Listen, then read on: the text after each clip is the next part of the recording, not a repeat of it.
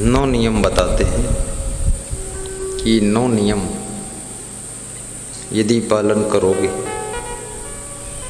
तो कभी दुख नहीं मिलेगा, अपमान के घूंट नहीं पीने पड़ेंगे। पहला नियम,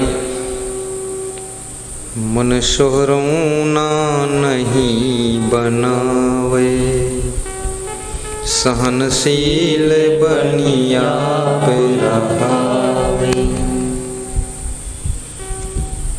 मन सोहरौना नहीं बनावे। सहनशीलता के बिना ना तो तुम घर में ठीक से रह सकते हो और ना तो तुम राजनीति भी ठीक से कर पाओगे, बिजनेस भी सही ढंग से नहीं कर पाओगे। संत मार्ग में भी सहनशीलता के बिना तुम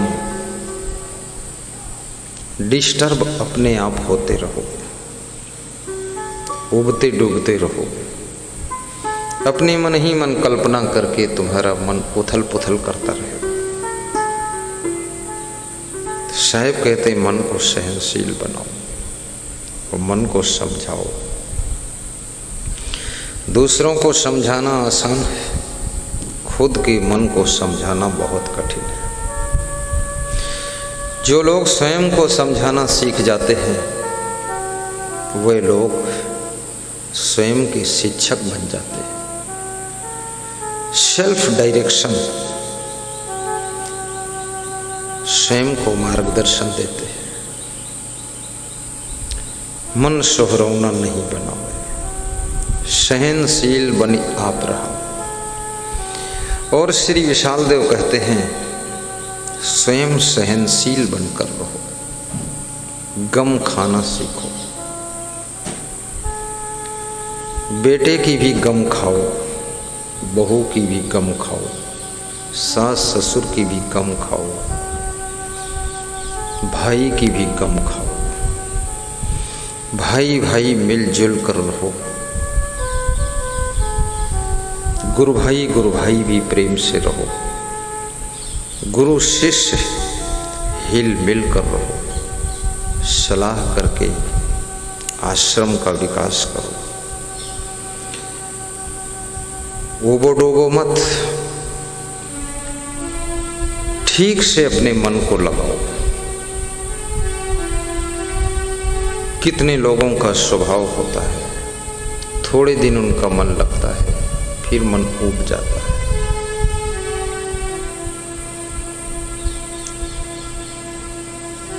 किसी भी पेड़ को, किसी भी वृक्ष को, किसी भी पौधे को एक जगह ठीक से लगा दो, वहीं पर वो विशाल रूप लेता है और फल भी देता है, छाया भी देता है और अपना स्थान बना लेता है, जड़ें मजबूत हो जाती हैं। बार बार वो वृक्ष उखाड़ते रहो, खोदते रहो, इधर से उधर करते रहो।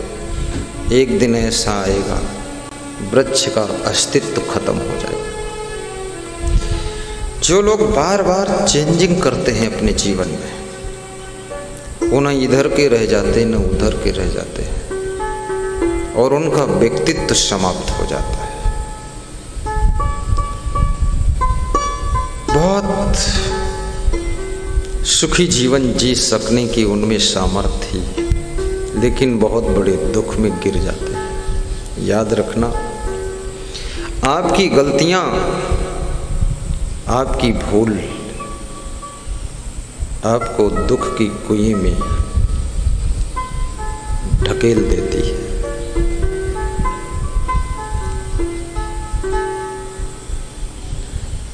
विश्वास और प्रतीति ये बहुत बड़ी चीज है। विश्वास को जीतो। यदि संत हो तो गुरु की विश्वास पात्र बनो। यदि नेता हो तो अपने हाई कमान के विश्वास पात्र बनो। और यदि गृहस्थ हो, नारी हो, तो अपने माता पिता सास ससुर और पति के विश्वास पात्र बने। यदि पुरुष हो तो अपनी पत्नी के विश्वास को जीतो, और विश्वास जीतने के लिए स्थायित्व की आवश्यकता है, मजबूती की आवश्यकता है। हमारा संकल्प, हमारा निश्चय, हमारा व्रत, हमारी सोच, हमारा पथ हमारे अंदर दृढ़ संकल्प से मजबूत होना चाहिए, डगमग नहीं होना चाहिए। बार बार अपने अंदर परिवर्तन सोचने वाले लोग किसी भी मंजिल पर नहीं पहुंचते। वे लक्ष्य विहीन है। जिस लक्ष्य का तुम चुनाव करते हो उस लक्ष्य तक पहुंचने वाला जो रास्ता है, उस रास्ते से यदि आप इधर उधर डाइवर्ट होते, विचलित होते, तो आप लक्ष्य पर कैसे पहुंचेंगे। इसलिए कहते हैं कि यदि आपका निश्चय अटल है, निश्चय अटल की ढाल पर सब विघ्नवार टलंत चुके। अटल निश्चय वालों के जीवन में कोई विघ्न आता है तो उनके अटल निश्चय से विघ्न टल जाता है। समय का सदुपयोग कीजिए,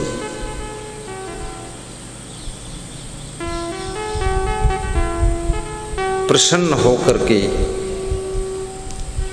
सुबह से लेकर शाम तक सभी कार्यों को संपादित कीजिए। किसी कार्य को तुम कर रहे हो, बीच में कोई दूसरा कार्य आ जाए 10 मिनट का, तो उसको सहज भाव से उसको भी करिए।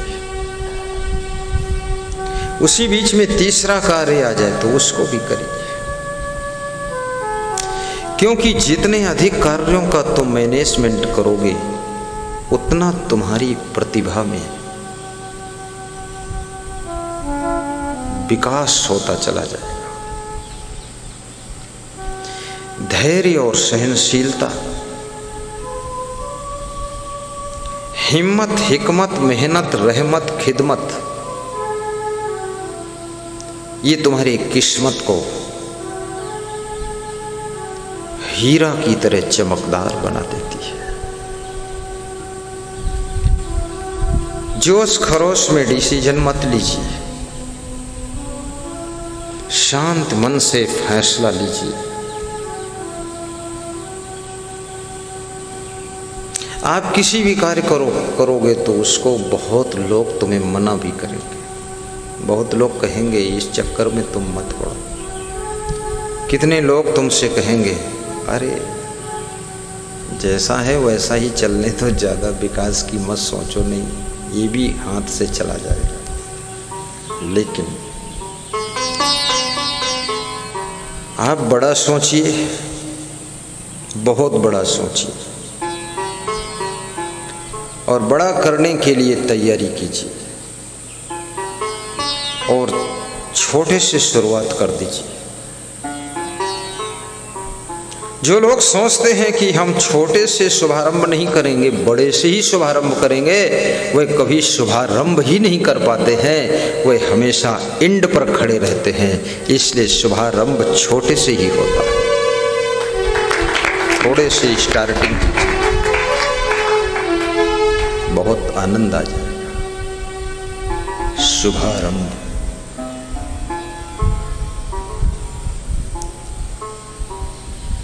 मैंने सुना है बॉम्बे में जिस समय बिजनेस का शुभारंभ किया है धीरू भाई अंबानी, 10x11 का रूम था किराए से, 3 कुर्सियां और 1 टेबल पड़ी हुई थी। 2 कुर्सियों पर उनके 2 बेटे बैठते थे, मुकेश और अनिल।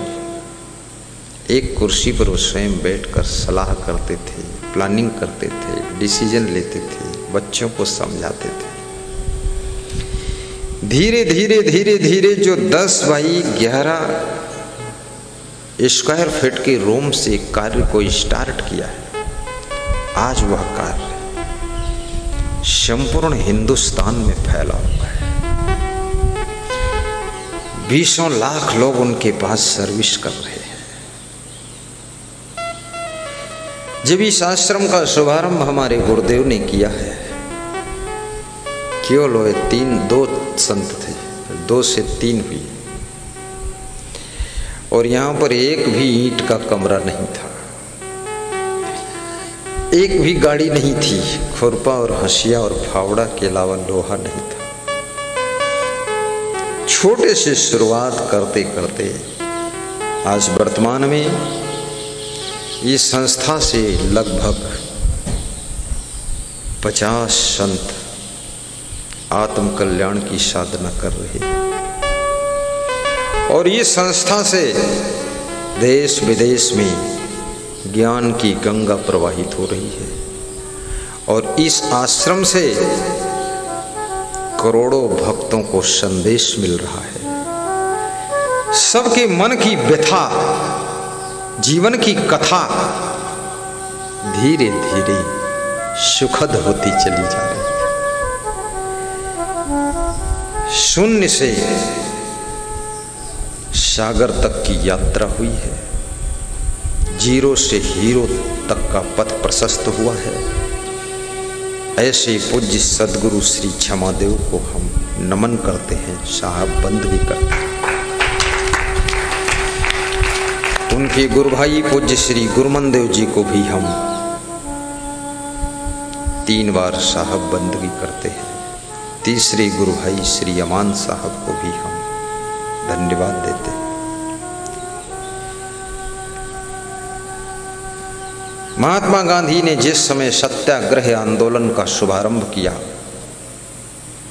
अकेले थे। कुछ दिन के पश्चात वो देखते हैं कि उनके पीछे पूरा हिंदुस्तान है। सुभाष चंद्र बोस ने जिस समय गरम दल का निर्माण किया, अकेले ही थे।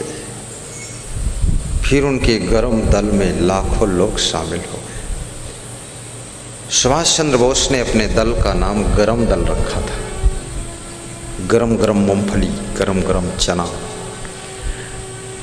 गरम गरम पूड़ी, गरम दल, गर्मा गर्म। और गांधी जी के दल का नाम नरम दल था, लोचदार थे। गांधी जी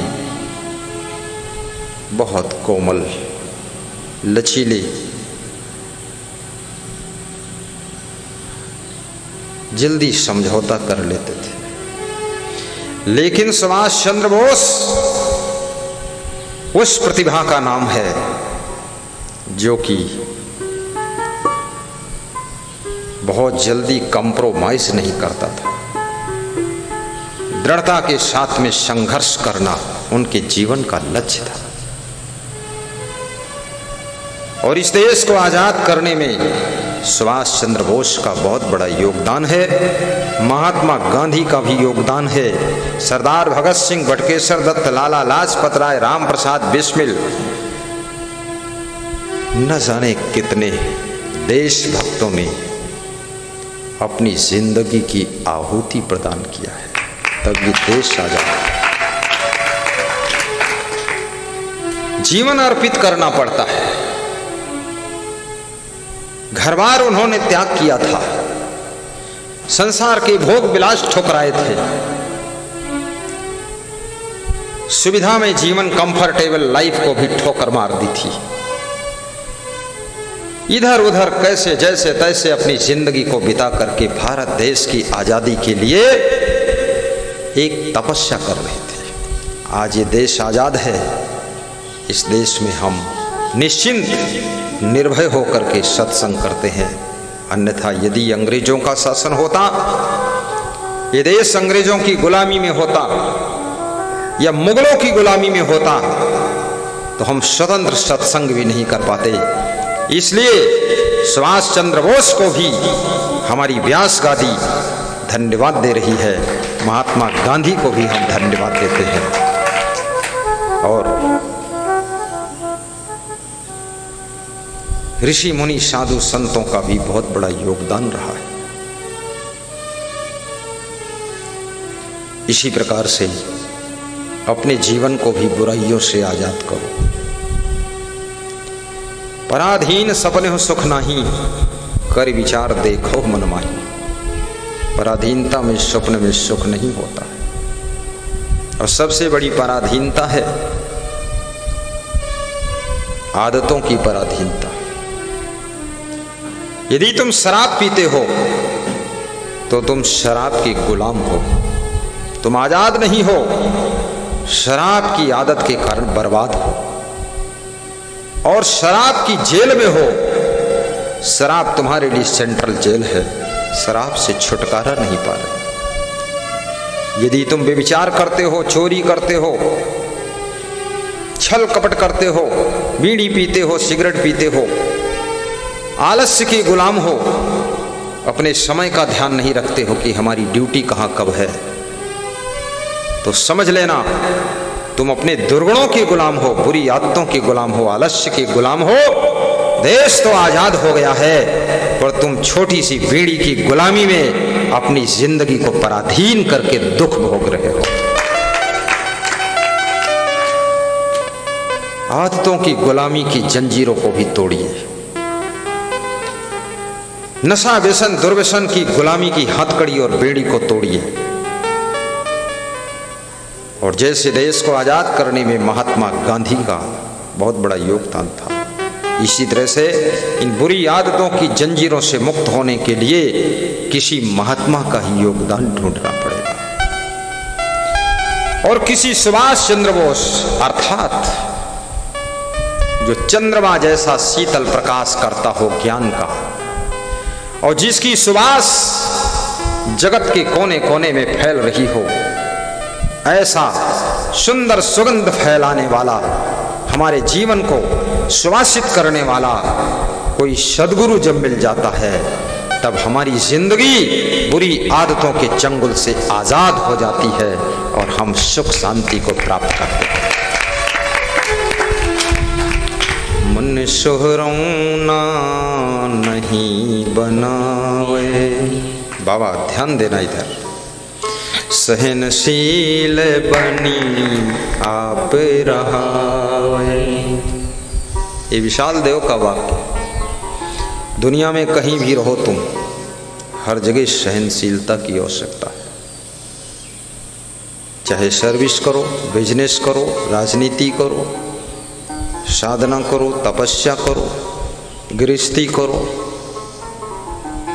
सहनशीलता के बिना कहीं जी न सकोगे, रह न सकोगे। इसलिए अपनों की सहना सीखो। परायों की तो सब सह लेते हैं, लेकिन जो अपनों की सह लेते हैं वे अपने सपनों को साकार कर लेते हैं। जो अपनों की सह नहीं पाते हैं उनके सपने भी चकनाचूर हो जाते हैं। कहावत है, अकेला चना भाड़ नहीं फोड़ सकता। तुम एक चना लेकर के जाओ भुर्जी के पास में, कहो इसको भूंज दो, तुम्हारे एक चना के लिए भुर्जी भाड़ को स्टार्ट ही नहीं करेगा, क्योंकि भाड़ स्टार्ट करने में बहुत मेहनत पड़ती है। उसकी पुरानी बालू निकालो, फिर सफाई करो, कड़ाह को साफ करो, फिर नया ईंधन लाओ, फिर माचिस लाओ, फिर बेटे को बुलाओ, फिर एक व्यक्ति उसमें झोंकना शुरू करेगा ईंधन को, फिर उसको जलाओ, फिर कढ़ाई गर्म होगी, फिर बालू डालो, उसमें बालू गर्म होगी, फिर उसमें चना डालो, तो एक चना डालोगे तो जल के राख हो जाएगा। तो भुर्जी मना कर देता है, एक चना के लिए मैं भाड़ नहीं जलाऊंगा। इसलिए कहावत हो गई कि अकेला चना भाड़ नहीं फोड़ सकता है। मैं आपसे कहूंगा,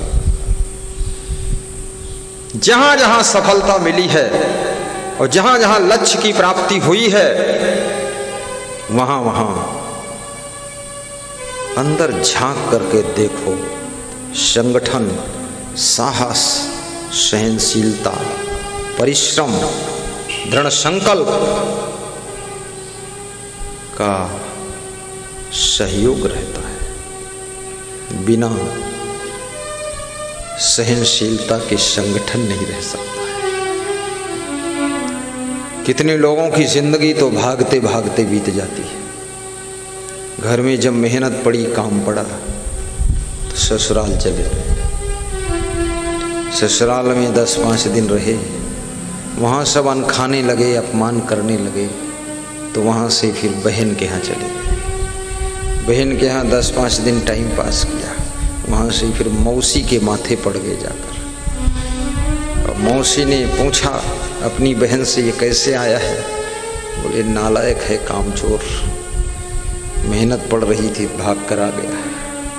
तो मौसी ने भी 2-1 दिन स्वागत किया, फिर छुट्टी दे दिया कि चलो नारदानंद निकलो यहाँ से, गंगा राम, रघुपति राघव राजा राम, और विदा हो जाओ गंगा राम। अरे भगोड़ेपन से ये जिंदगी नहीं चल सकती है। कठिन से कठिन मेहनत का अवसर आ जाए, हंसते हंसते परिश्रम कीजिए। आज मैं देख रहा था, यहाँ सत्संग भी होना था। हमारे मंच संचालक, पुष्प वाटिका प्रबंधक प्रेमपाल दास और वाटिका की रक्षा करने वाले हमारे नरेश दास, शैलेश दास, एक ठेलिया में कुछ टुकड़म टुकड़ी, कचड़म पचड़ी भर के ले जा रहे थे कि सब सफाई हो जाए। अभी गुरु जी को आने में 15 मिनट लेट है, तब तक ये काम भी हो जाता है। मंच पर फालतू क्या बैठेंगे वहाँ। कितने लोग ऐसे भी होते हैं जो 5 लोग काम कर रहे हैं, वो नए कपड़ा पहन कर इधर उधर ओंठे चाट रहे हैं। हाँ हाँ ठीक है, ठीक है, बड़ा डायरेक्टरी करते रहते। अरे मूर्ख, तेरी वजह से इन 5 लोगों का मनोबल डाउन हो जाएगा और ये भी काम छोड़ेंगे। इसलिए चल तो भी कार्य में जुट, ताकि उनका मनोबल बढ़ता रहे। और एक टीम वर्क कीजिए, टीम के साथ में कार्य कीजिए, और कभी अभिमान भी मत कीजिए। ये मत सोचिए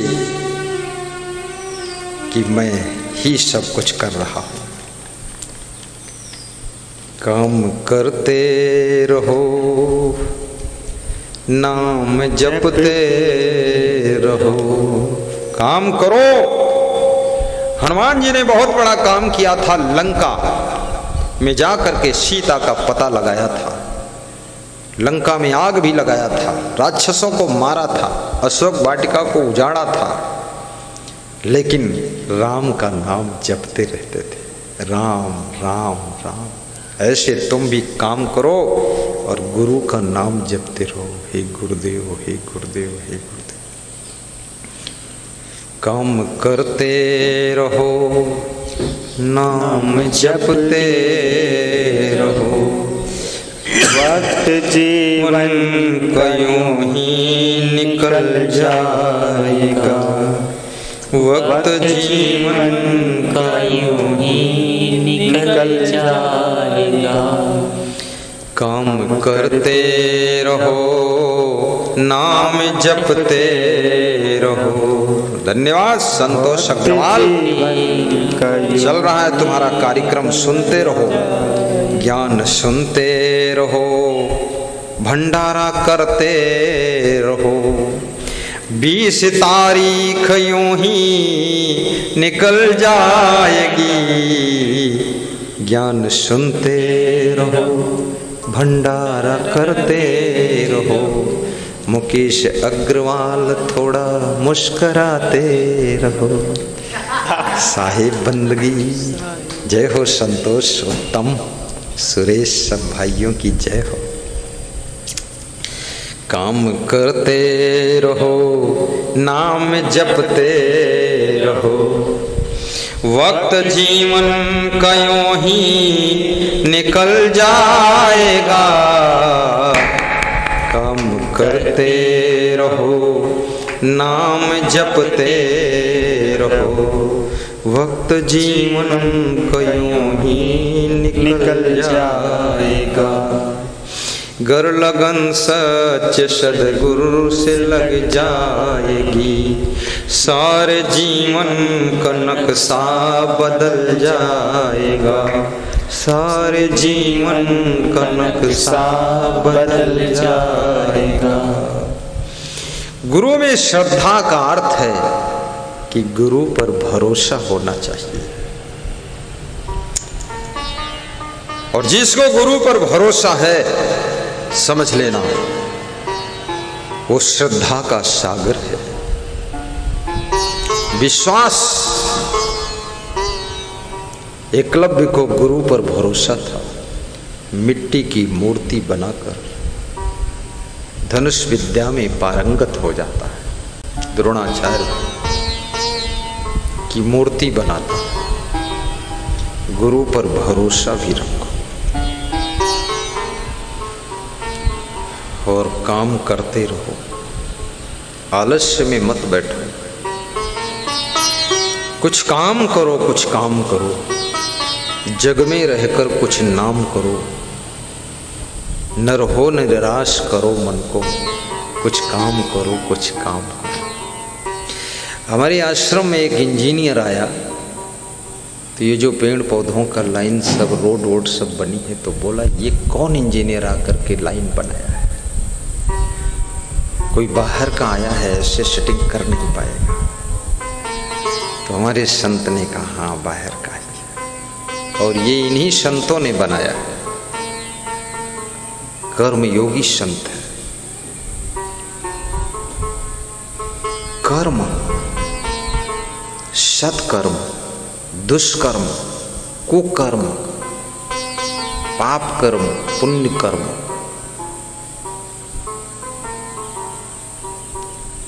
दो प्रकार के कर्म होते हैं। सत्कर्म करोगे तो सुगंध फैलेगी। वाह, बहुत सुंदर आश्रम का दर्शन कराया जा रहा है, क्या आनंद आ गया। वाह, बहुत अच्छा था, क्या बात, क्या बात। अरे वाह, ऐसा इच्छा होती इस रोड पर घूमे चल के हम लोग।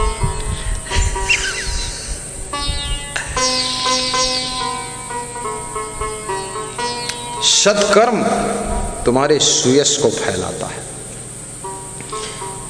और दुष्कर्म तुम्हें अपयश प्रदान करता है। पाप कर्म अपकीर्ति को जन्म देता है, पुण्य कर्म सुकीर्ति को फैलाता है। नाम उन्हीं का होता है जो कोई बड़ा काम करते हैं, महान काम करते हैं, और काम करते ही रहते हैं, उनका नाम होता है। और जिन्होंने कुछ किया ही नहीं, उनका कुछ नाम भी नहीं। और जिन्होंने गलत काम किया है तो उनका बदनाम होता है, उनका नाम नहीं होता है। इसलिए आपका दुनिया में यश भी होना चाहिए, और पूरे संसार में ना भी हो सके तो कम से कम अपने घर में तो यश होना चाहिए। 10-20 रिश्तेदार हैं, उनमें आपका यश और आपकी कीर्ति और आपका सम्मान और आपका नाम होना चाहिए। लोग तुम्हारा सहारा पकड़े, आसरा पकड़े, लोग खुश हों, ऐसा तो कुछ करना चाहिए। काम करते रहो, नाम जपते रहो। ये हनुमान जी आ गए, इन्होंने भी बहुत बड़ा काम किया है। द्रोणागिर पहाड़ उठाकर लाए थे। ऐसे थोड़े जय हनुमान ज्ञान गुण सागर बोला जाता है। द्रोणागिर पहाड़ लाए। हनुमान जी आंखें भी खोलते बंद कर रहे हैं हमारी तरफ, खुश हो रहे हैं। आंखें बंद करते हैं कि ज़्यादा मत बोलना मेरे बारे में, आंखें खोलते हैं कि तुम बहुत अच्छे हो महात्मा जी। हनुमान जी का बहुत अच्छा फोटो आया है। बड़े यशस्वी, तपस्वी, तेजस्वी, ओजस्वी हनुमान जी थे। ये साधारण नहीं थे। और हनुमान चालीसा कहती है, आपन तेज सम्हारो आपे, तीनों लोक हाँक देखो। आपके अंदर बहुत शक्ति है, तुम अपनी शक्तियों का प्रयोग ही नहीं कर पाते हो। कभी बुराइयों के कारण, कभी गुस्सैल स्वभाव के कारण आपकी शक्तियों का प्रयोग नहीं हो पाता है। कभी सहनशीलता की कमी के कारण, कभी आलस्य के कारण, कभी नाराजगी के कारण, कभी क्रोध के कारण, कभी लोभ के कारण आप अपनी शक्तियों का सही प्रयोग नहीं कर पाते। कितने लोग नाराज हो गए हैं घर से और नाराज होकर के कह रहे हैं अब हम कुछ भी नहीं करेंगे, लेकिन उनको नहीं मालूम है कुछ भी नहीं करोगे तो आप बहुत दुख पाओगे। फैमिली के लोग भी आपके साथ जुड़े हैं, वो भी दुख पाएंगे। थोड़ा गम खाइए और बहुत कुछ करना है तुमको। छोटी छोटी बातों से विचलित मत हुआ करो। बाल्यावस्था में ऊंची शिक्षा प्राप्त करके अपनी योग्यता को कंप्लीट करिए और युवावस्था में बहुत से कार्य कीजिए। हमसे सुदीप जी पूछ रहे थे कि मैं दिल्ली में बस चलाता हूँ, सिटी बस, लेकिन अपनी भी मिनी बस खरीदना चाहता हूँ, खरीदूं कि न खरीदूं? मैंने कहा जरूर खरीदो। आप कितना ही कुछ भी खरीद लो, कुछ भी बिजनेस करो, बस ध्यान आपका गुरु में रहना चाहिए। रोज उनका स्मरण करो और मांस मछली अंडा नशा शराब जुआ ताश से दूर रहो। आपकी सफलता को कोई ब्रेक नहीं लगा सकता है। आप निरंतर उन्नति की ओर जाओ। उनके भाई बड़े हैं संदीप जी। संदीप भी सोच रहे हैं हम भी शाम को पूछ लेंगे गुरुजी से कि हम भी कुछ करेंगे। मोनू है, वो भी सोच रहा मैं भी पूछ लूंगा, कहाँ तक मौन रहूं, मोनू हूं मौन रहूं, मैं भी कुछ करूंगा। राजकुमार भी सोचता है बीएससी तो कर ही रहा हूं, पर करना हमको भी कुछ है। धन कमा तो इतना कमा कि धन कमाने की हद कर दे, और सैकड़ों सालों से घर में अगर गरीबी है तो उसको भी रद्द कर दे, उसको भी रद्द कर दे। धनवान बनना चाहिए। गरीबी का दुख भी बहुत बड़ा दुख होता है, और आलसियों के भाग्य में गरीबी लक्ष्मी जी लिख कर चली जाती है कि तुम सदैव गरीब रहो। फिर भले तुम लिखते रहो अपने दीवार पर, गेट पर कि लक्ष्मी जी सदा सहाय, लक्ष्मी जी हंसती हैं, कहती है देखूंगी तेरे को, दरिद्रीनाथ आलसी बनकर बैठा है। आप 50 लाख भी कर्जा ले लो, यदि शराब पीने की आदत नहीं है, जुआ खेलने की आदत नहीं है, टाइम पास करने की आदत नहीं है, आलस्य नहीं है, आपके अंदर क्रोध नहीं है और आपके अंदर लगन है, काम करने का जुनून है, तो 50 लाख नहीं 50 करोड़ कर्जा को भी तुम खींचकर पार लगा दोगे और सफलता को प्राप्त करोगे। कितने लोग 2-4 लाख कर्जा लेते हैं बैंक से, फाइनेंस कराते हैं, वो भी जमा नहीं कर पाते, क्योंकि उधर लिया कर्ज, इधर पिया खूब दारू, शरीर में बनाया मर्ज, भूल गए अपना फर्ज, बर्बाद हो गए। ऐसे काम नहीं चलता है। सफल करो जिंदगी, तो मन सुहरौना नहीं बनावे। संत मार्ग में भी सहनशीलता की बहुत आवश्यकता है। जिनके पास सहनशीलता नहीं होती है, थोड़े समय के बाद वो गुरु और गुरु भाई और आश्रम से भाग जाते हैं। घर में जाकर फिर घुरई लाल डेरा डालते। गुरुनाथ घर में बैठे हैं। बाप ने भी सोचा था उल्लू से छुट्टी मिल गई, लेकिन उल्लू फिर उल्ल पड़ा वहीं। बाप भी खुश हुआ था, गधा चला गया ठीक है, गुरुजी इसको शायद घोड़ा बना दे, पर गुरुजी के यहाँ से डबल गधा बनकर गया है। कुछ नहीं सुधरा, वही से वैसा मूर्ख।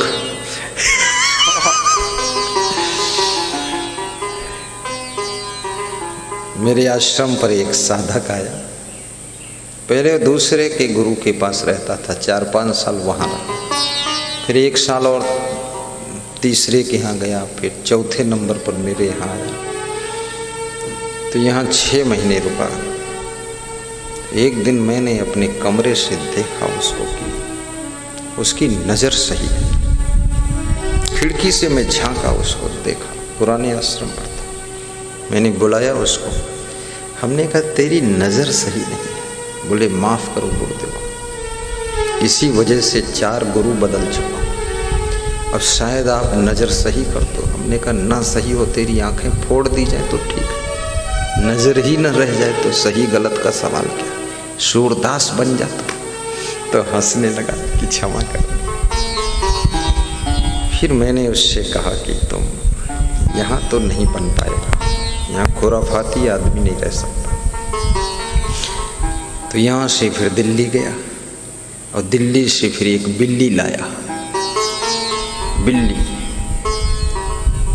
तो बिल्ली कहाँ से लाया? अपने बड़े भाई की पत्नी की बहन आसाम से ढूंढ कर लाया। आसाम, सुबह शाम और आसाम, भज गोविंदम भज राम राम। और प्रदेश ढूंढा आसाम और वहाँ से लाया एक बिल्ली।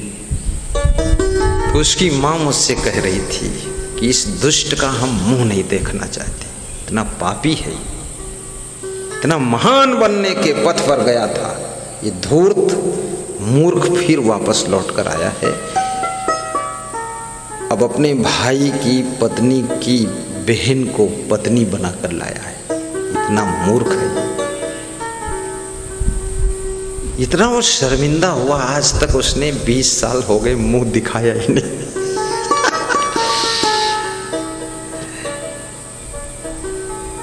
याद रखना, हर व्यक्ति एक समय ऐसा आता है, शराब भी छोड़ता है, बुराई भी छोड़ता है, व्यभिचार भी छोड़ता है, जुआ भी छोड़ देता है, ताश भी छोड़ देता है। कब तुम बीमार हो जाओ, हॉस्पिटल में 6 महीने के लिए भर्ती रहो, ये सब छोड़ दोगे आप। जेल में तुम भर्ती हो जाओ, जाकर के बंद कर दिए जाओ, तो 10 साल तक ये सब छोड़ दोगे।